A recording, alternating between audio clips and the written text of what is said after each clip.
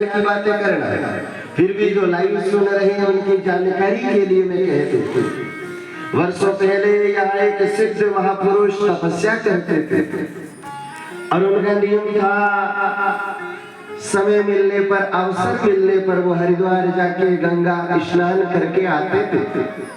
समय बीता, शरीर ने अपना प्रभाव दिखाया, धीरे धीरे वो वृद्ध हो गए, वृद्धावस्था को प्राप्त हो गए। तो महापुरुष बार बार गंगा जाना चाहे लेकिन जा नहीं पाते थे और इसलिए उन्होंने मां गंगा से प्रार्थना की और गंगा मैया ने प्रकट होकर दर्शन देके कहा, हे महात्मा, अब आप यहाँ मत आना, मैं आपके पास आऊंगी और आपको वही दर्शन देंगी।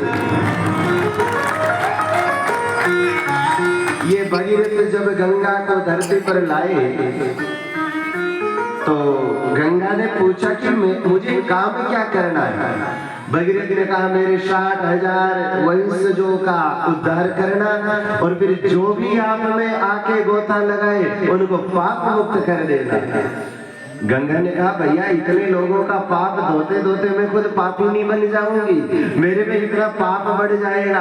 तो भगीरथ ने कहा, हे गंगा मैया, आप दुनिया के पापों को धुलोगी तो आप में हो सकता है पाप बढ़ जाए, लेकिन कोई साधु पुरुष आके स्नान करेगा तो आपके भी पाप नष्ट हो जाएंगे, आप पावन बनी रहोगी। क्योंकि साधु तीर्थ रूप है, चलता फिरता प्रयाग है। तो इसी गंगा माई आप पावन रहोगी। और मैंने सुना है परम श्रद्धेय ब्रह्मलीन स्वामी राम सुखदास जी महाराज ऋषिकेश में जब गंगा स्नान के लिए जाते थे तो ये गंगा 4 फीट ऊपर उठकर स्वामी जी के चरण प्रक्षालन करती थी। ऐसी महापुरुषों की महिमा है। तो उन महात्मा जी को गंगा मैया ने कहा, मैं आऊंगी।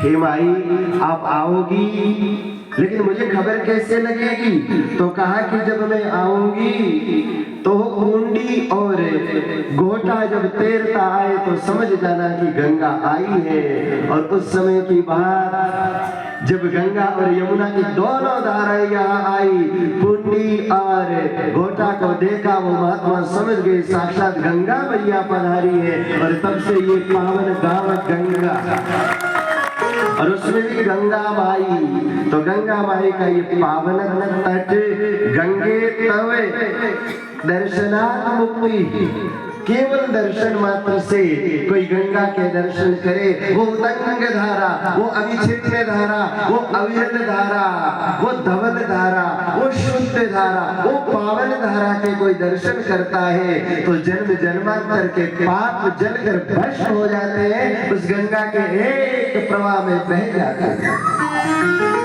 बोले गंगा माई। ऐसा ये गंगा माई का पावन स्थान। गंगा को हम तीर्थ कहते हैं। तीर्थ कौन है? तरती अनेन इति तीर्था, जो तारने का काम करे, जो हमें तार दे, जो भवसागर से पार कर दे, उसे तीर्थ कहते हैं। और हमारे जो कथा को प्रारंभ करने जा रहे हैं, इस कथा को भी कथा गंगा कहा गया है। और शब्दवाणी में बड़ा स्पष्ट संकेत है, सतगुरु चीने सहजे नाय नित ही गंग हिलोरे जाए।